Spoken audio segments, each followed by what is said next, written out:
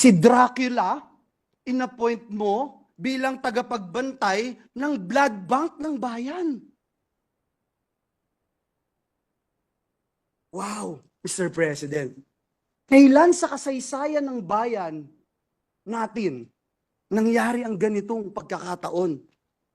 Na isang big-time contractor ang hahawak sa kaban ng bayan. Only in the Philippines, Mr. President. Mr. President, kung maglalabas po kayo ng baho, Mr. President, dapat naman siguro maligo ka muna. Ang masaklap po, Ginoong Pangulo, sa kabila po ng track record na ito ni Mr. Zaldico, ang masaklap po, inappoint po siya ng Kamara de Representantes bilang tagapagbantay ng kaban ng bayan. Ginoong Pangulo, mayroon pong naninira, pilit na ibinabagsak, iniinsulto, at inaalipusta ang mga miyembro ng Senado, maging ang ating pinakamamahal na tatang ng pinuno ng pinakamakapangyarihang komite sa Kamara de Representantes, ang may hawak ng budget, ang House Committee on Appropriations, na walang iba kung hindi itong party list representative na Zaldico, na hindi niya away, kailangan niyang magbabanggit ng mga personal attacks, kakalkalin po itong mga atraso niya sa bayan. Ito pong kumpanya niyang SunWest Corporation, true or false? Ito po ba ang isa sa pinakamalaking government contractor sa bansa? Sagot, true. True or false?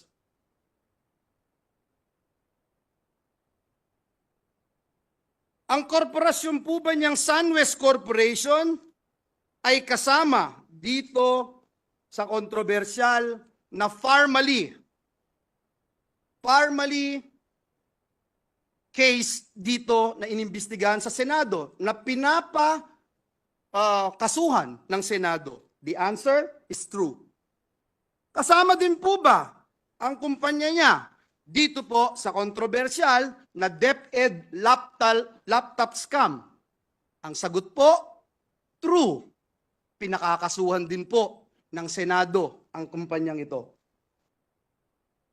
Napakadami pong BIR cases. Madali po maghanap, Mr. President. Madali po kuhanin ang panig ng mga taga-BIR. Kung ilang kaso mayroon ang kanyang mga korporasyon. Bukod po dito, yung reklamo po sa ombudsman ng anti-corruption group na ang pangalan Task Force Kasanag International, meron din pong 50 billion na kaso na kinakaharap ang taong ito. Mr. President, kung maglalabas po kayo ng baho, Mr. President, dapat naman siguro maligo ka muna. Ang masaklap po, Ginoong Pangulo, sa kabila po ng track record na ito ni Mr. Zaldico, ang masaklap po, inappoint po siya ng Kamara de Representantes bilang tagapagbantay ng kaban ng bayan. Si Dracula, inappoint mo bilang tagapagbantay ng blood bank ng bayan. Wow, Mr. President. Kailan sa kasaysayan ng bayan natin nangyari ang ganitong pagkakataon? Na isang big-time contractor ang hahawak sa kaban ng bayan. Only in the Philippines, Mr. President. Mr. President, marami po akong pwedeng sabihin, isa-isahin, pero hindi ko ngayon gustong pag-usapan ang napakarami yung kasong ito. Hindi ko po iisa-isahin. Hindi ko po pe-personalin. Marami pong panahon para sagutin itong mga ito. Lalo na po si Ginoong Zaldico. Mr. President,